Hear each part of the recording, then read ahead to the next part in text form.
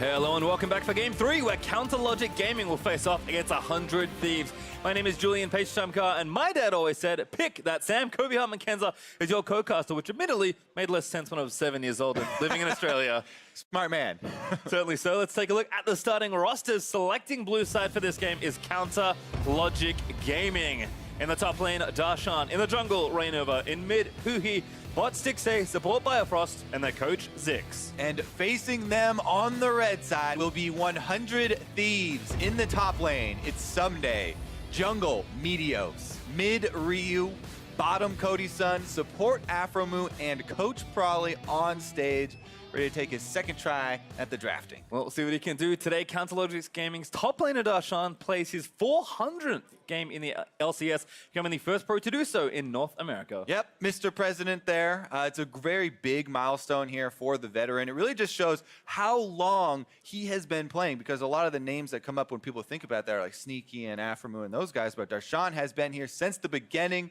And hopefully it is going to be a win in the face of CLG's loss yesterday, where they would like to come back here and even out their weekend.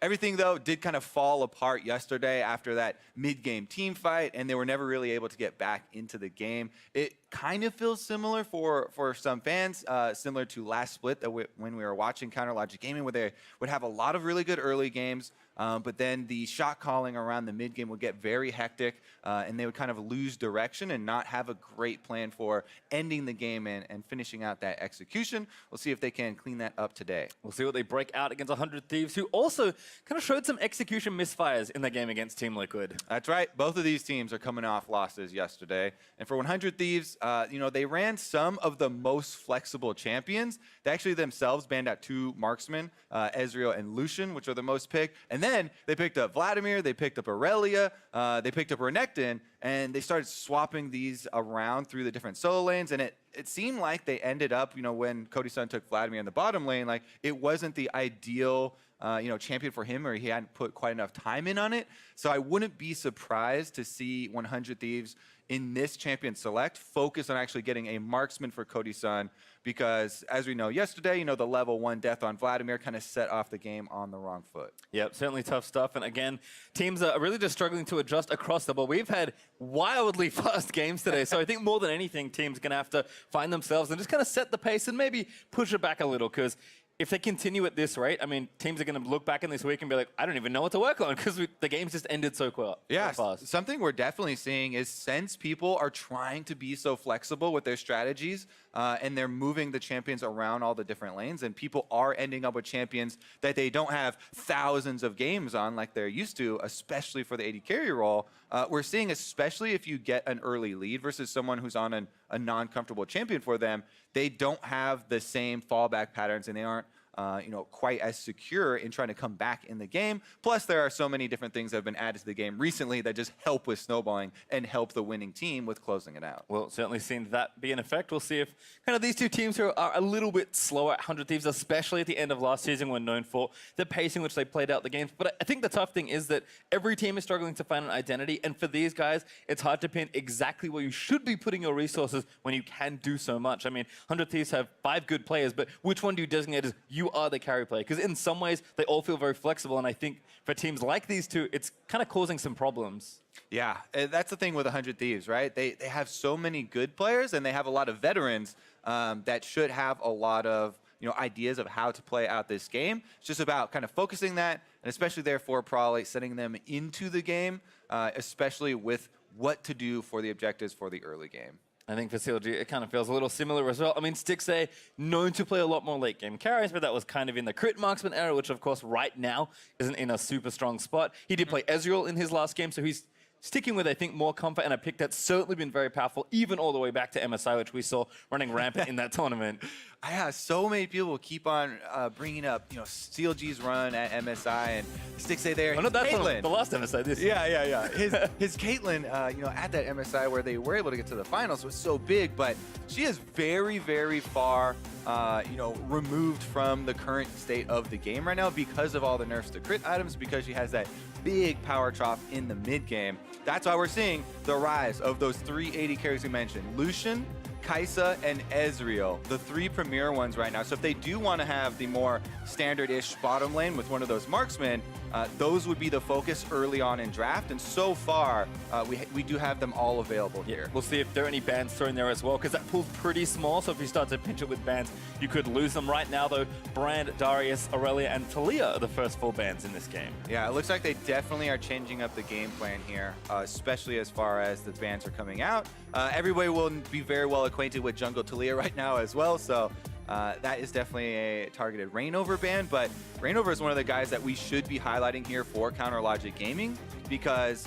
last time around, you know, he did have another very good opening, and we're looking for some good, you know, play from him as far as the early game, because that's what so much the current state is about right now, and he is a huge part of directing CLG during that time. Yep, a few more power picks banned out. Yasuo and Zoe on either side, and a very quick first pick Ezreal for CLG, so Stixxay going to go back to that same marksman. Yeah, that's kind of what we were expecting, and the focus on those 3. So we'll see if 100 Thieves are going to do similar things here and try and get themselves a standard marksman in the first 3 picks. Looks like they already have the hover here. Ooh. Switching it up just a bit. We'll see what they end up locking in. Only 1 second left, though, and it will be Lulu as the pick there for 100 Thieves. So we had a little game the other day with some of the other analysts talking about what would be your favorite blind picks right now, because everything is so flexible.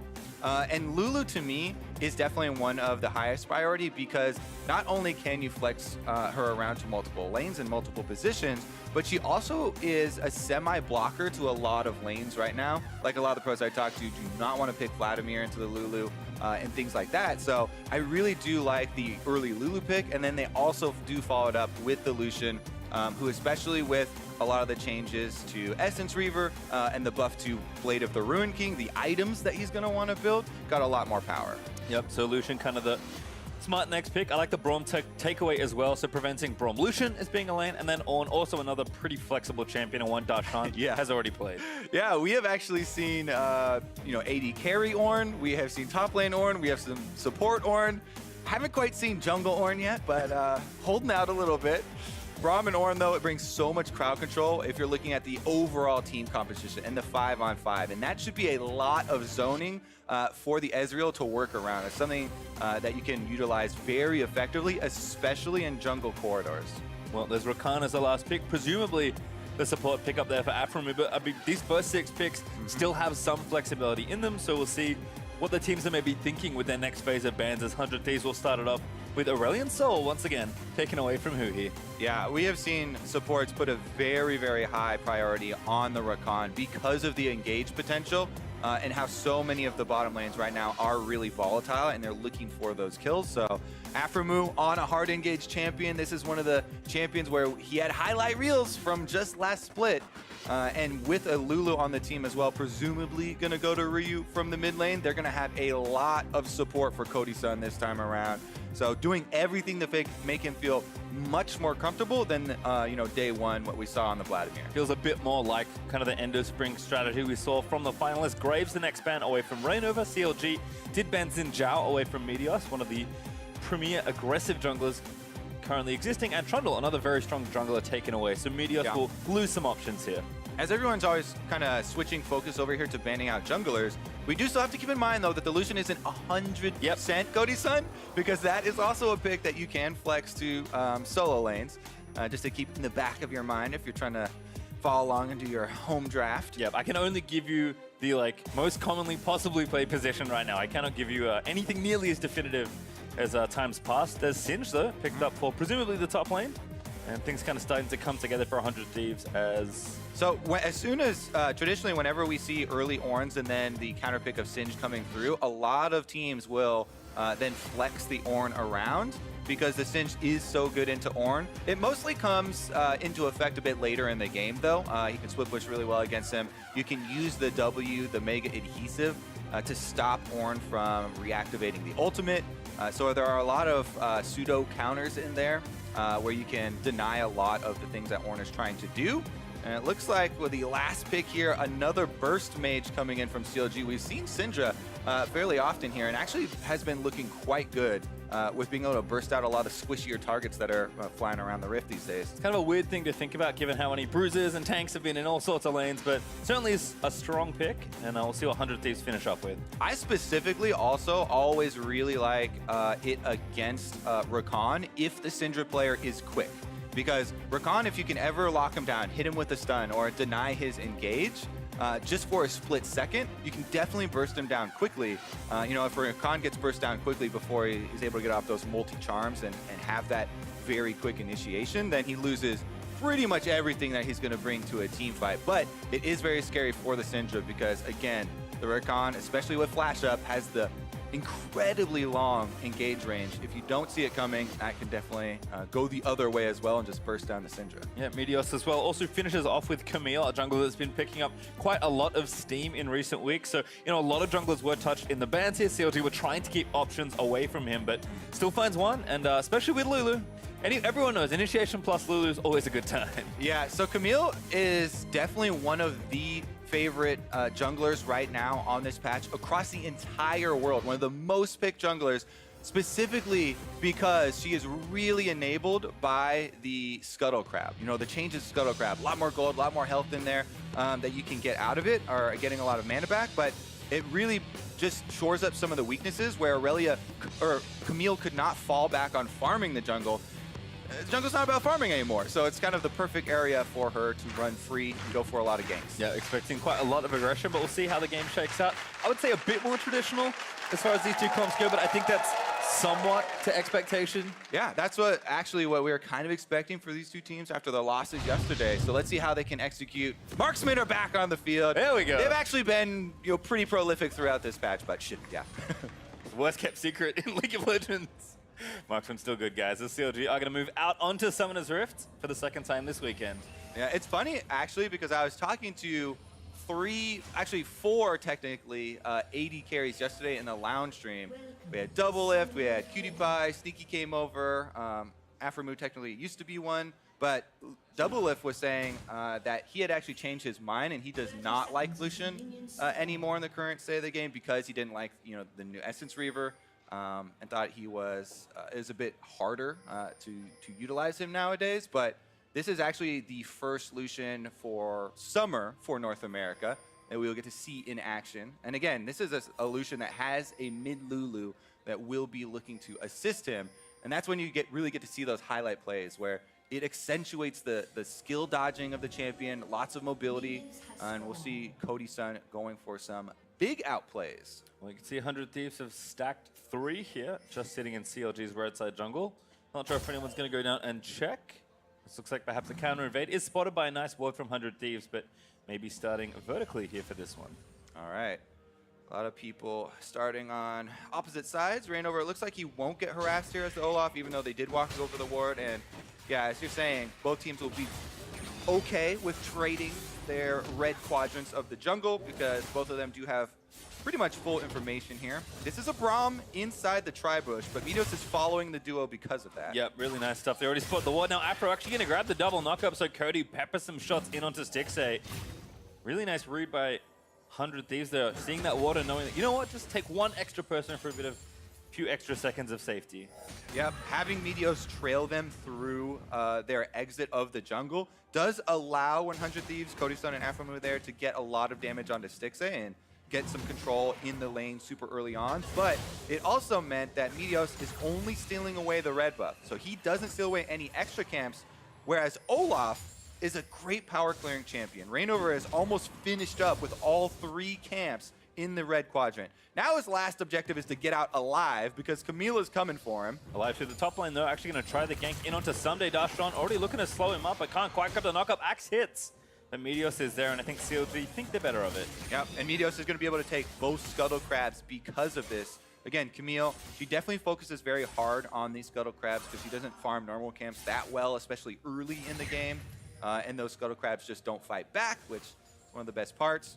Let's see if he can actually find Reignover here low health. They're not going to be able to finish up with that invade as Reignover exits the blue quadrant, but that does mean Meteos should be able to farm that area up. Yeah, potentially full control of 3 camps there on CLG's side of the map, so not bad at all. Meteos again reading kind of these early situations very nicely. Bot side, we did see some harass happening, and again, Bio gonna get knocked back up. Cody still firing shots in, and Stixay from the early trade, kind of struggling to get some footing here as 100 Thieves duo hits level 3. Yep, they're going to keep the pressure, have it shoved in, and that does make it a bit more risky because Reignover's trying to trade blue quadrants right now, and 100 Thieves bottom does have the advantage, but they're not leaving lane. They're still applying pressure at the turret and trying to make Stixay miss a few more minions. Now Reignover actually has very good gank positioning. Let's take a look at how this one plays out. Looking for something here. Everyone with the thumbs up, but the exhaust already down. Flash forward, flash by Cody. Reignover flashing straight in. The knocker from Afro might be enough to save it. Dances back away to the Lucian. But again, the axe through two. They might look for a dive, but they just can't quite get there. Yeah, without that Q landing and without them being able to stack up the Braum passive, a flash axe there from Olaf is not going to provide a lot of value. The main thing there from the slow would have been if Reignover had been able to do that first to guarantee Biofrost being able to stack up the Braum passive and you know, hit his Q as well. But because of that miss, there's going to be no kills still. And Counter Logic Gaming slowly climbing up a little bit up in the gold because of the CS discrepancy here. Yep, 3 summoners for 2 though, so not a bad trade for 100 Thieves. You do get out of the situation. Back here in mid, Huhi just kind of farming away. Seen a lot of Lulu recently, and of course, traditionally, she's seen playing a lot of different solo lanes, but not expecting too much action. It's back in topside someday, just doing cinch things. Yep, trying to get control of the minion wave here, putting the poison right through the entire thing. And even though he takes a decent amount of damage while he's doing it, Darshan is going to have to back off and clean them up at the turret, allowing Someday to move in here and try and get some vision. Whenever you're a top laner, and you have the shove, you want to move into the jungle to throw down some deep wards, get a little bit of vision on either of those camps for your jungler, really helps them out, as well as you can see blowing any of the plants that are there to try and get that control and show you a little bit more information. Looks like Meteos also might be back towards the top side of the map. Huhi also roaming pretty early, not 6 just yet, but Meteos here. Ready with Red Smite. Might run into Huhi early. Huhi trying to play it safe, but Darshan already a little too far forward. Gonna get flipped back by Someday. Meteos there looking for the stun, but a great flash from Darshan's gonna dodge it. Here's Reignover, finds the Chilling Smite. The stun does not hit from Syndra though. Yeah, that was a really good attempt at the prediction there from Huhi though. He tries to shoot his Syndra stun over the wall where Meteos would flash to, but it was a little bit out of range. And again, very close miss here from us finding a first blood in this game. Everybody getting out alive, although summoners are becoming very scarce here as a lot of the flashes have been blown in these confrontations. Yeah, some extra gold on the table though. If you can find the first kills, Meteos makes it 3 Scuttle Crabs to 0, I believe. Again, continuing to smartly farm here on the Camille jungle. Reignover hanging out, maybe looking for Someday. He's going to find him here. First axe goes, and Someday's like, yeah, I'm out of there. Pops the blast cone and walks away. Well, Someday really controlling a lot of the plants here inside the jungle and is able to get the honey fruit as well to heal back up. But because Meteos has been able to control these scuttles so well, you can look at the experience advantage that he has, which is crazy to think about. If you thought about a last patch and you're like, there's a jungle Camille ahead in experience over a jungle Olaf, who's one of the best at clearing these, it would be just insane. Something crazy would have had to happen. But Meteos right now looking to continue this invade as he's got support from Afro and Ryu moving over. It's a point-blank stun, but Darshan here ready with the ultimate. Meteos might have gone a little too far forward, and there it is. First blood over to CLG. Darshan makes his way down. The level 6 on Ornn came in already, and the ultimate with such long range, they're able to pick it up, even though Afromu and Ryu were headed over on the roam. The distance was just not there for them to be able to close. And despite the numbers advantage there for 100 Thieves invading for this, they are unable to find any sort of success here. Reignover kites out the shield too, by the way. You can see there, one of the big things with Camille's dueling, she get that burst of power where as soon as you get some damage of one of those damage types, the armor shield came up, but Reignover just kited it out on Olaf and turned back around when Darshan's ult came in. And it looked like a very easy first blood for CLG, even though they actually have been working very hard here in this early game to ward off what 100 Thieves are trying to accomplish. Helps him in the experience deficit as well, as he's caught well up to level 5 and may hit 6 first. given that Meteos did give some over and of course is off the map for a couple seconds, but we'll see. It's going to be close, and certainly CLG kind of needed that to right the early jungle shift. Yeah, they definitely did need that. It actually doesn't change much of 100 Thieves' game plan, though. They still want to have Singe applying pressure on the top side, getting the map kind of spread out here, and allowing Meteos on this Camille to really take advantage of the mobility, running up and down the river, controlling these scuttle crabs, and applying that gank threat. It's one of the biggest things about this jungle Camille pick is how much pressure it puts on the enemy laners and how they always have to worry if they don't have vision. Camille engage range is basically your entire lane. She comes out of Fog of War, can jump very far over one of those walls. As long as it's towards a champion, you will get extra range on your hook shot. And now that the ultimate is there, you can lock someone in place. Firefrost though getting aggressive, trying to tap the last bit of the passive onto Cody's son, but can't find it. Instead, he dings 6, calls the wave. And everyone's just going to relax for a little while longer. Blue buff, though, is going to be stolen away. Ooh, he did not get it. Yep. Meteor's going to do the same. It's smart here from CLG, though. They know they're not going to be able to stop this Singe push here on the Ornn, continually shoving up the lane and then going for invades with Meteos. So they just trade, again, quadrants of the jungle. They go invade on the opposite side of the map, get ran over a blue buff there. And even though, yeah, maybe he would have liked it, it's also very good on Olaf and junglers right now. You get the next one. You get the next one. Happy it's with okay. it. They always tell me that in solo queue, and I just never seem to get I one. never give the first 2, just so that if I give the third one, then my mid laner will always be like, oh, thank you so much. I see. It's conditioning. Uh-huh. As Meteor sitting in the top side. It looks like he'll hit recall. Darshan playing with a lot of respect, given the pressure the 100 Thieves are showing to that side of the map. But again, that means right side invade time for CLG. Might even be a dive here onto Ryu. Yep, you're going to have to run away. Whimsy's himself for the speed, but Tower going to take some damage here. Still pretty evasive there as that gank attempt comes through. Yeah, that was a pretty big timing for Counter Logic game. The jungler there, Meteos had recalled. Cody's son and Aframu from the bottom lane had both recalled as well. So there are 3 members from 100 Thieves in the fountain basing. And CLG were thinking about trying to take advantage, but they don't want to overstep their bounds, and they call off the play, not risking a tower dive gone wrong with some very imperfect information. You can see they don't have very many deep boards to work with. It's like CLG's dual lane will stay in the lane, find the control ward and hit that down. Cody working on Blade of the Ruined King first. Like you said, did receive some buffs as well, so that's something that makes Lucian a lot It's literally stronger. just 200 gold cheaper. It's That's great. a good buff. It's a super good buff. Gold efficiency buffs are my favorite types. And just means you get to have the Combine way earlier, which is one of the big pain points with the item before. The combine cost was a little bit high, but now only 700.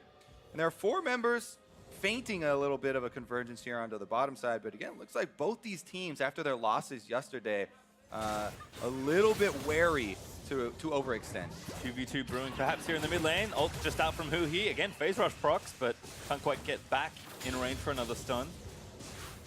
Yeah. Phase rush on Syndra is actually really interesting because positioning is so important on the champion. Just using your ability like that and trying to get out enough to proc it will allow you to reposition to land a stun from a different angle.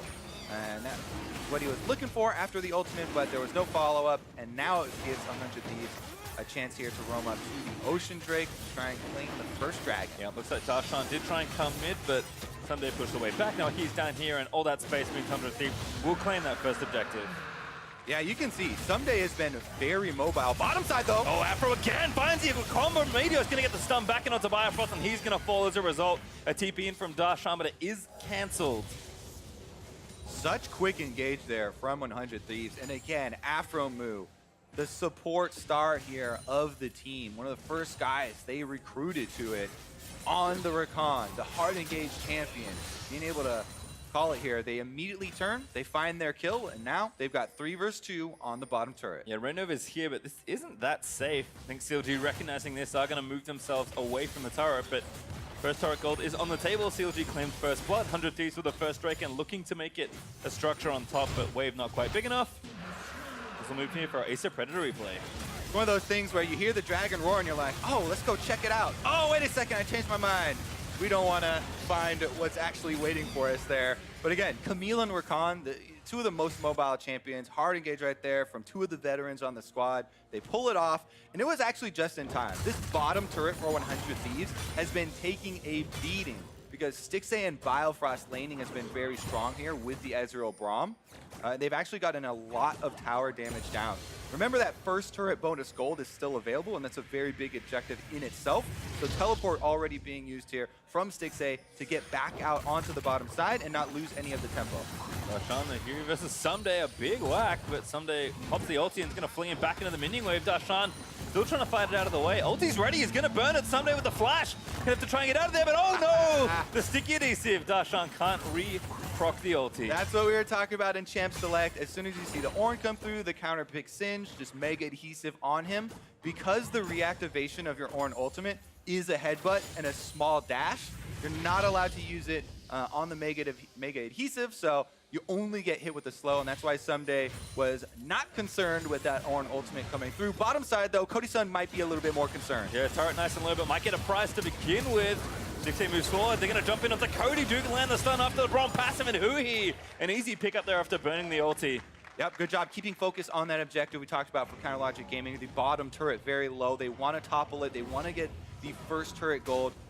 Influx here to really just skyrocket ahead in this game. They've had a very good early game, and with this extra bonus, that is going to be a lot of gold that has been in exchange for just the Ocean Drake there for 100 Thieves. Yep, realize they have enough time as well, so they leave the solo gold to Stixay, who gets 650 extra, and also the blue buff to get stolen again. Somebody, though, does look to equalize here, so a swap is coming from CLG, and it may just be in time to save this turret. Yeah, that would be very big. The longer you can hold off the outer turret gold going over to the enemy team really puts them off their first item completion. Aphromoo and Meteos should be able to finish up this Rift Herald, though, and that basically guarantees that you're going to be able to knock over one of the outer turrets. You know, top lane's already low enough that even just getting off the one charge would get it. But one of my favorite changes that hasn't gotten as much airtime in the recent history has been the change to Rift Herald, where, you know, if you protect it and the enemy team is unable to defend against it, get a hit on the eyeball, it does tremendous damage, and we'll see teams take multiple turrets now sometimes with it if left undefended. Here's another look at the dive, though. Yeah, Cody Sun was up at the turret, and there were 4 members of CLG already in place running down to the bottom side, able to capitalize on that one. And we'll have to keep track of Meteos with that Rift Herald activation, because wherever he is on the map, a Rift Herald basically forces your opponents to respect your push. You cannot go for a base race. You cannot go for objective trading. Aphromoo goes in. Engages on the Bio, who pops the stopwatch. TP coming in, it's Darshan, activates on ult. Ryu flashes early, but not quite going to get clipped. 100 Thieves again, rally back, might be able to counter engage. After Aphro kicked it all off, stun lands, hits Someday, but he's got the ulti popping, going to keep running forward, tries to glue Stixay into the ground, but CLG going to back up towards mid lane. Well, they activate it. Everyone from CLG is alive, but this charge should do enough damage to finish off the turret anyways here for 100 Thieves and get them another outer turret. Yep, there's turret, 2-1 now. And again, they're going to have to take down the Herald and waste a bit of extra time. No extra charge, they do kill it in time. Oh, never mind, actually. Did a pretty significant chunk of damage with about 50 health. All right, 100 Thieves still on the map, though. They haven't fully reset after this. They're sticking around with some Fog of War play here, fishing for another kill. It doesn't happen. They don't go a little bit further into the brush. If they had all waited on that control ward, you know, they would have been able to get Stixay there, maybe his flash at least on the pass, but they are going to be able to reset afterwards. Cody Sun shoving up the last minion wave. Yeah, Infernal Drake on the way in 50 seconds, so team's just trying to reset and get their items bought. Blade is already done for Cody. Benefit of it being a little bit cheaper. Trinity Force not quite there yet for Stixay, although he does have the Manamune charging up. Yeah, those completions are so important. Remember, the whole point of gold is to buy items with them. Even though we have the scoreboard here, and we're like, oh yeah, 1,000 gold ahead, it is actually all about which items have been able to complete here and be already used on the Rift. Ready for Infernal Drake. That being said, Vision also setting up the play here. Aphromoo doing his best here to clear it out from Counter Logic Gaming. And 100 Thieves are ready. Someday's heading down mid lane here on the Singe. Still going to take another 20 seconds to get there. Yeah, fight certainly is brewing though, but team should be ready in short order. Bifrost finds a knock up onto Ryu. Unstoppable now in the back, as that's going to force a stopwatch from Ryu. Aframu dancing into the backline, charming them up, but the knock-up does land in. Huhi able to take down Afro, now looking to continue chase in onto Ryu. His ulti already burnt, he's got no flash. The Axe does tag in the slows, looking for it. The stun lands from Huhi, and Rainover grabs another kill. Great job from CLG jumping on that opportunity though. At 20 seconds means everything, as Someday was still walking down the mid lane there. He's the front man, he is the tank, and Huhi is able to find the stun onto Ryu, forces the stopwatch. Even though it immunes and buys a few seconds there, he's unable to get out of that dangerous position, and Counter Logic Gaming were able to take control of that Inferno. Here's another look at it. 4 members of 100 Thieves in the river. Someday's headed down, but they're able to get Biofrost, just the tip of that Braum ultimate tags Ryu and actually sets it all up. So Bio with the credit there for the first ability tagging, then Rainover's able to follow it through. Axe lands onto Ryu, and there's nothing left for him to try and get out of that one. You kind of mentioned it in Champ Select, but kind of choose your favorite CC at this point on the CLG side. One of them's going to hit, and as soon as one connects, the rest are very easy to follow. So CLG 4-1 up in kills, 1,500 gold ahead. Haven't quite grabbed another turret just yet. Couldn't get enough traction onto mid to take it down, but still feeling healthy. And now Stixay going to return back. It's actually his TP, yep, back in the mid lane. And ready with the Trinity Force now to really start moving things forward on the Ezreal. Yeah, level 11, double item power spike. This is the golden age for Ezreal right now. 19 minutes into the game. Wow, Ornn ultimate on bottom side, actually. Okay, that's just a minion wave clear. Not going for any of the solo kills this time around. Darshan got his one yesterday, but Cody's son is going to be able to finish off this turret anyway.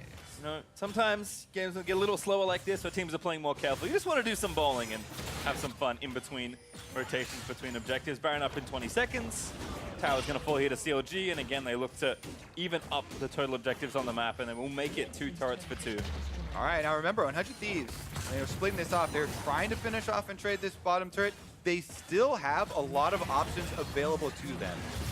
Darshan also going to get maybe solo killed himself. Cody going to try and move in there. Already populated the Ruin King, but he's got quite a lot of damage. Going to keep following out, but doesn't quite have enough to dive Darshan. Yeah, he doesn't have his Black Cleaver completed yet, so it was unable to shred some of the armor there. And Counter Logic Gaming still pushing on top side. So another turret does go over. But again, 100 Thieves, they do have options, right? They have the Camille and the Rakan combo that is very good at picking people off if they're out of position. Now again, it is very squishy, and if you're not able to dodge a long-range Syndra stun, Braum ultimate, or Ornn ultimate, then Counter Logic Gaming could very easily pick one of them off as well. So that's why the fight over these wards, trying to find an area to pull one of those plays off from, is so important. Yeah, I've seen a lot of back and forth as far as wards go. Both Biofrost and Aframu exceptionally good at leading vision control for their team, and Biofrost now going to get the wave pushing back in the right direction. Stixay going to get donated some gold, and CLG, despite the turrets being even, really just want to take down this last outer turret here in mid. It doesn't have too much health left on it, and it's going to open up so many more opportunities here in the mid game. Yeah, Counter Logic Gaming kind of defined by the difference in top laners here, where Ornn wants to group 100%, and Sin trying to split push and keep you drawn out and separate from each other to allow the Camille and Rakan to pick someone off. You can see that CLG have done a pretty good job of not falling into that trap so far. That's why they do have this lead. Now 100 Thieves pushing up mid though, trying to regain some sort of control over the minion wave. Darshan back up though again, looking for the long range ult if he can find it. Biofrost also fishing with the fissure, but no one juicy enough just yet. And every time 100 Thieves back up and they do evade the 5-man attempt from CLG, it buys a little bit more time. Someday clears one more wave on bottom, so that's going to turn the tides of the pressure game and have the minions going in their favor. Now it's Someday's turn to come up and join the rest of the team. And CLG's turn to kind of see control mid. Yep, Huhi's even top lane, pushing that back out. So CLG know that right now it's just time to defend as the siege started, but pretty quickly called off there by 100 Thieves. I imagine we're just kind of waiting for that next objective. Mountain Drake spawning in a minute 55 means that both teams will have something pretty obvious to fight around. All right, 100 Thieves should probably just keep sending Someday to get one of those side lanes pushing. Ornn can't really do anything to him at this stage in the game. The Merc trades are already completed. He has the Leandries, so if any sort of chase goes on and people are standing in it, damage just continues to build up. and it becomes very difficult for them to answer. So that's why the main goal for them is to try and actually force on one of these squishy members. Huhi actually has a pretty good position, but not a lot of backup. They're on the way, though. Yeah, actually looks like the rest of the squad's coming up. Dashan again, also in a good position. Rainovo just going to flash in there. Try and slow down Ryu with the smite, going to force an ult out. Here comes the TP, but the ult from Dashan, going to line them all up. He gets a 3-man knock-up at CLG. Wipe that team fight. Oh, Counterlogic Gaming get their 5-man force on the top side. Expertly done there. The Predator from Rainover on Olaf, he gets the slows in. They're able to line them up for Darshan's bowling practice here on Ornn. And there was no Singe around to counter the ultimate. Someday also even teleported in there, so that was a very big swing in power, and Baron should probably be going over. See, all the practice in the bot lane with him meaning wave did matter, Kobe, as Darshan lines it up, and CLG got 3 kills and a Baron to just break open this game. They were, 1,500 gold ahead before. Now they're about 5,000 gold and counting, looking to do even more damage with the buff. And there's nothing to stop them grouping up now and forcing at a turret. It's so difficult. If you have the Baron empowered minions helping your siege out, all they have to do is stand around the turret, and they have the threat of so many long-range stuns. I think we probably said it like 3 times this game, but the Braum, the Syndra, and the Ornn can threaten these tower dives very, very effectively. And with Someday not having teleport, having used it before, there isn't even the split push kind of counter for 100 Thieves to fall back onto. They're trying their best right now to push out some of the minion waves, but definitely going to have their work cut out for them dealing with this Baron-empowered push from CLG. Yeah, and 6A has just benefited so much from the gold that's come out. They'll grab the Mountain Drake on the way through to make this Baron push that much stronger, but let's just take a look at this again. Now, Predator there from Rainover, very, very speedy, able to get in, flashes on to Ryu early, be able to land the slows, and there's nowhere for the rest of 100 Thieves to go. They all get just absolutely destroyed there by the Counterlogic Gaming collapse, and now the same is in store for this turret. Yep, Siege has started. 3 items, 6A, going to power up his teammates with the Essence Flux. Should make turret taking pretty trivial. We'll see just how much 100 Thieves can defend from the CLG assault. 1 turret down, make it 5-3 now, and looks like they're just going to run it straight down bot lane to look to take an inhib as fast as possible. Dashan again with the ulti, looking to zone them out. A great W there from Someday. Going to stop that. I like the minigame on the bottom, too, between the Syndra and the Rakan. Talking about Huhi trying to land the stun onto Afro, where Afro on the Rakan is just trying to dodge and find his way in to burst down the squishy, but 100 Thieves are unable to get that outplay. They're unable to get anything back here or try and defend that push we talked about, and CLG have pretty easy time just walking in, taking the inhibitor down, and pulling off a reset. Yeah, have a little bit of Baron left, so we'll see where they go next, but decide the best thing to do is force straight down a lane and make sure they get an inhib off the Baron. Now going to recall, spend another big helping of money. Yeah, they actually have a decent amount of time left on Baron too, to try and get another push in with the duration. Unsurprisingly, CLG looking to maximize their map time. In fact, Stix TP top lane to get that pushing just a little bit faster. Working on item number 4 in record time here, it feels like, on the Ezreal. Needs that second transformation, but still dishing out so much damage right now. Yeah, and they already have their sight set. Darshan goes for the flash. Yep, gets a flash. Oh no, actually just gets a hookshot out of Meteor, so no engage found, but again, just kind of throwing out CC into the void, seeing if it sticks. Someday popped his ulti as well. Not all that tanky as Darshan again looking to line things up. Finds Ryu, but after we go straight back in, but still the dive straight into the backline as Meteor's trying to find something on the other side. Rainover got a little too low as Bifrost looking forward under Meteor's flash auto, finds the stun with the concussive blows. That's going to be a kill for the Braum, and well deserved it was. Cody! Darshan still alive. Cody also flirting with death as Stixay barely alive after that. Pretty close fight there, considering 100 Thieves don't have too much of a front line besides Someday charging in on Singe. And in the end, though, CLG are able to finish it off. They don't lose either of their carries, even though Stixay and Huhi do get low, should be able to finish off this push. Yep, Darshan goes back, TP's in to secure his next inhibitor. There's so many minions pushing. They even take an Nexus turret there on the right. Mid inhib will fall as well, and top is very unhealthy looking with a wave stacking up. CLG, though, do not overstep their bounds. They'll just let 100 Thieves clear that up and go back and spend more gold. They are 10,000 gold ahead. Looking to seal this one up real quick. Yep, 9-1 in kills. They've got an Inferno and a Mountain Strike. Two of the best for ending out the games. But again, they go straight for the Lulu. They know that Ryu has no flash available, so they guarantee that stun.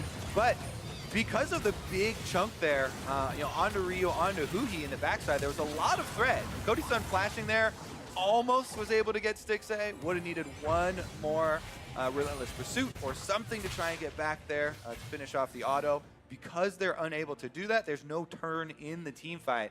And that means that CLG have a very clear game plan. Bottom inhibitor is dead, mid is dead. There's only one here left for them to run down. Yep, no big objectives to take off the map either. Infernal Drake coming up if they even need it. And of course, Baron's still a few minutes until that respawn. CLG doing the straightforward and simple thing, which is how they've been able to close out so many games in their organization's history. I mean, this is what we've seen for all of last split, right? We have Ornn top, we have an Olaf in the jungle, regular bottom lane for them, and the standard sort of picks from last season paying off very big here. As you can see, it's second nature for them to finish out the game. Once they get that lead, everyone's very comfortable in their position, and they're able to think entirely about how to actually finish the game, how to win their game, and the win conditions here. I think maybe more importantly, throwing up against the spring finalists and not stumbling in the mid game on the execution this time. Collapsing well, team fighting effectively, getting their objectives, and then once you're that far ahead, they certainly know how to snowball. Most teams have it locked up at this point as Afro barely lives. Lulu's Wild Growth going to give him some extra health to live through Huhi's ult, but again, Nexus is the real prize here, and it's looking awfully unhealthy on the 100 Thieves side. Yep, only one turret left, and it would have to be now if they go for the big fight. All right, no turrets left now to defend 100 Thieves with a Nexus only to try and save. Meteor's looking to feint in, but again, flash forward there from Rainover. Who's going to shut that ult down? Meteor's pops the one, gets into the ult, but it's just carnage here. The ult there from the Ford God finds two in the knockup as Meteor has already slain Stixxay. Someday dives in, but he's not tanky enough through all these carries, and CLG will give Mr. President his 400th game, ending in a win. Feels much better to play a career game and win than lose. And CLG, I think, a vast improvement today versus yesterday. Definitely so. Really, really well played there. Even the early game, where it got kind of hectic and you could lose track of the Camille, of the Rakan, and the surprising engages that 100 Thief could come out with. But Rainover on the Olaf, able to constantly trade quadrants of the jungle, and the team was able to evade any sort of those big plays, not having to worry too much, even though the Singed and the Camille were pretty threatening early on. Yeah, again, I mean, as has kind of always been the case for the team, I feel like a lot of that teamwork and coordination just really fell into place to stymie so much of that early game aggression. Darshan early roam down to turn the first blood over to Rainover's favor. Them just kind of steadily pushing their lanes, playing together as a team. These were all the things that in spring they did not have. They talked so often about wanting to find more coordination, is struggling all split long to get it together. Finally had a brief spark of hope right towards the end, and it feels like now it's maybe back to more of where it was. Yeah, I mean, we had really good engages from Biofrost on the Braum. He was able to get the very important pick, one of the early ones in the river, onto Ryu himself, and the follow-up damage there, Huhi on Syndra, 6 kills coming through from him. Very good follow-up. Biofrost does have the only death on CLG in that game, though. So losing a couple points, not too many, though. For more on that Counter Logic Gaming victory, Dash and Jet standing by the telestrator. Thank you very much, gentlemen. Both winless teams coming into today. CLG, though, picking up the victory here over 100 Thieves, our second-place team from the spring split.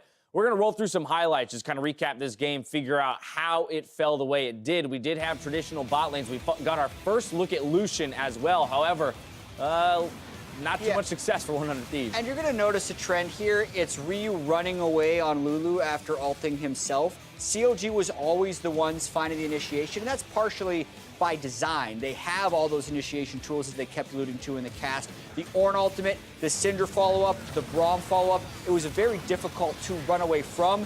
One of the best Ornn ultimates you were going to see. All of us just saw it coming on the analyst desk over here, and then the closest fight of the game, arguably. Yeah, and it's actually because they almost over-focused Ryu right here, and Someday and Meteos actually got into the back of the fight a little bit, but you can see Biofrost even on the side of the fight, doing a great job preventing media. This is where it could have turned right here if he gets those autos off on stick say. So close. Not quite, so it does fall in favor of CLG. I like the point you're making, though, about Ryu and the kind of trend from fight to fight to fight, that it was either a misposition or just an inability to stop the number of engage tools that were drafted by CLG. So regardless of positioning, there was still a vulnerable target at all moments on 100 Thieves' side. Yeah, and looking at the post-game breakdown right here, you can just see the damage looks much more traditional because the team compositions also look much more traditional. This is the second day in a row that CLG has run Ezreal.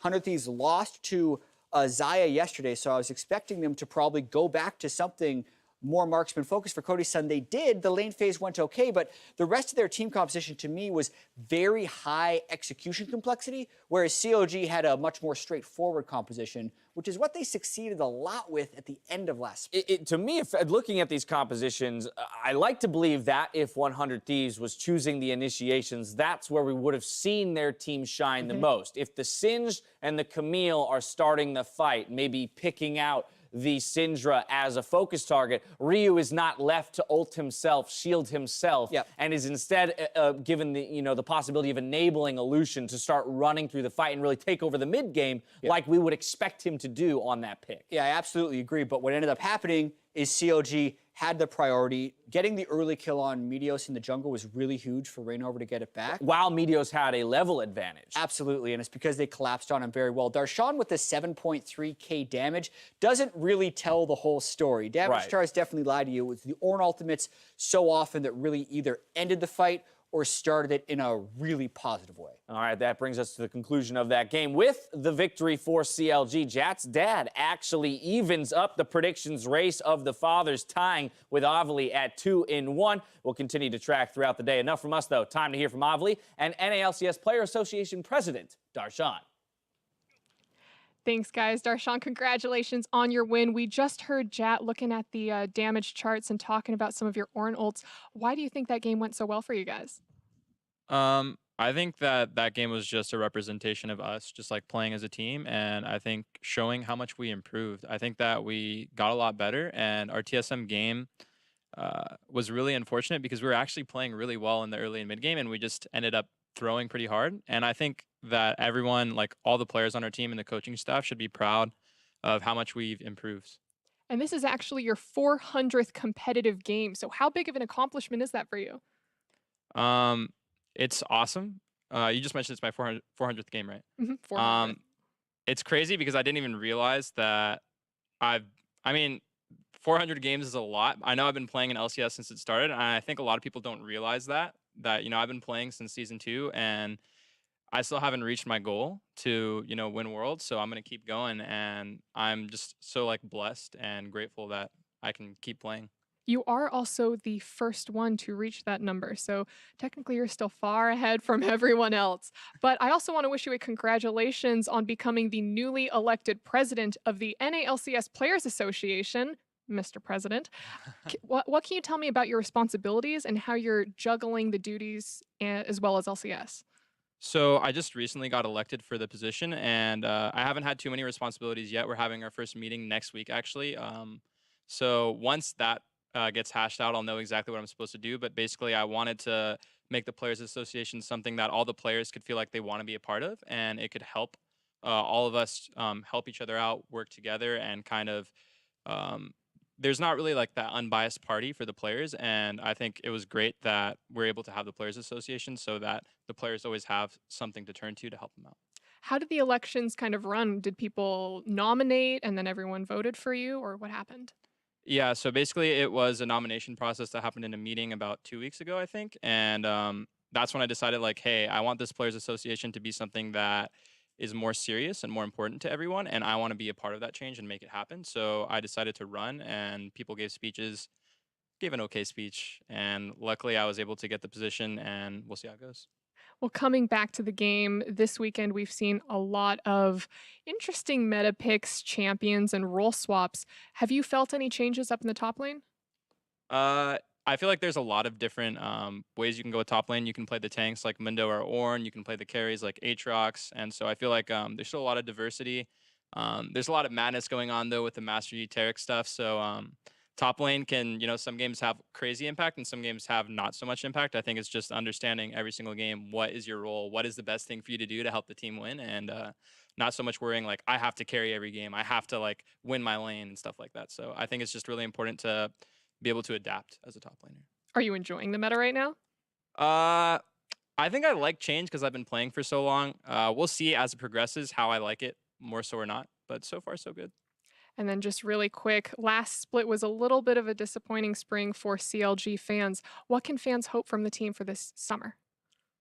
I think nobody is more disappointed than the players ourselves because we've all been players that have won championships before and been to Worlds. So we know how important it is for us to perform this split, and we're just working our asses off to just win the split, go to Worlds, and hopefully do well.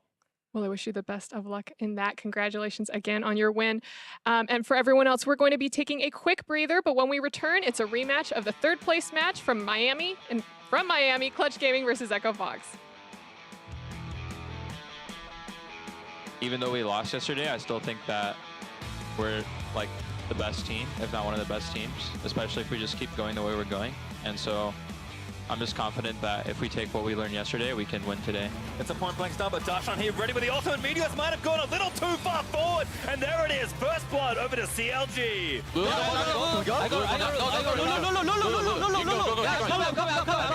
I'm gonna flame again. Just get the dragon.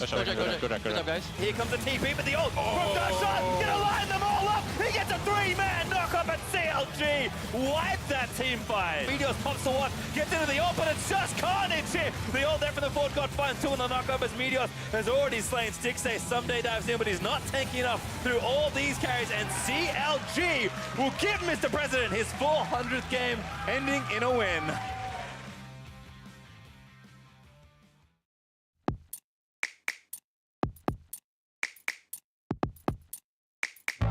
Welcome to Assist of the Week, presented by State Farm. Since we know the importance of lending a hand, we want to highlight players and plays that help the team bring home the big W. If you have a favorite assist from this week that you want us to highlight, tweet the clip with the hashtag NALCS and the hashtag State Farm Assist, and we may feature it in a future episode. So get out there and bring some support.